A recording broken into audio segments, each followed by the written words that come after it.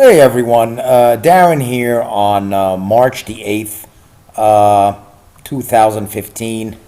Um, Before we start, why don't we take a look, like usual, at the legal disclaimer? Again, I'm compelled to actually post this on every video, as you well know by now. So I'll pause for about 10 seconds for you to have a brief read through. I suspect most of you are familiar with its wording by now.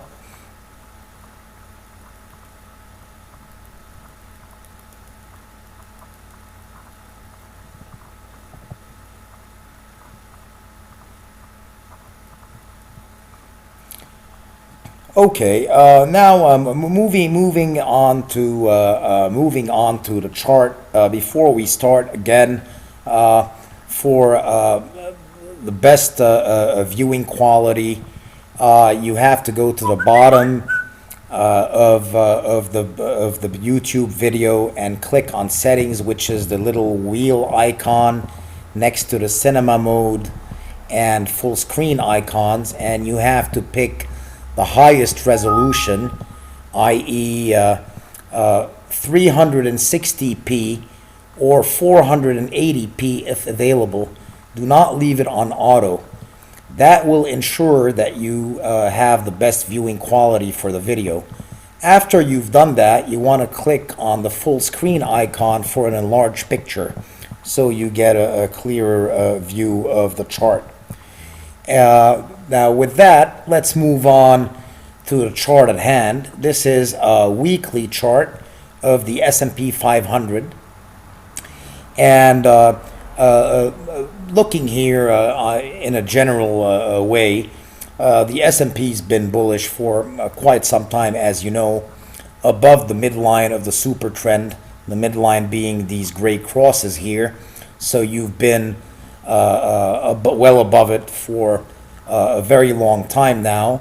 We had a test of the midline of the super trend this last October, where we, on a weekly basis, we got under it, but then ultimately closed over it, and then resumed going back up. And ever since then, it's just been clear sailing. You have your occasional 2 week, corrections, minor but well above that midline of the super trend. So all in all, a very bullish picture throughout. Looking here now at the price bars, again, multiple green bars followed by a couple of red bars, but the red bars are inconsequential because they've been above the yellow midline for the most part, and most importantly, we've been above that midline of the super trend. This last week was a corrective week where we actually closed lower than where we opened, and this could be another the beginning of another sort of corrective spell for the S&P as it backs and fills its way up, or for my view of the S&P to actually change, we would, as you very well know by now, we'd have to close below the midline of the super trend, which currently stands at 1949. So a full 120 points lower than here, which is a very, very long way, admittedly. So for now, we just read this as just a minor correction within an up move. Should we ever get below that midline of the super trend, that would indicate to us that maybe something more serious is in the offing, but we're clearly not anywhere near that yet. Looking at the other indicators, we're still above the pink line on the composite, so that's bullish. The trend filter is in between the green and the red line, with the blue dots sort of somewhere in between. Relative strength is a little weak, but our intermediate term indicator is on a +1 reading, so positive.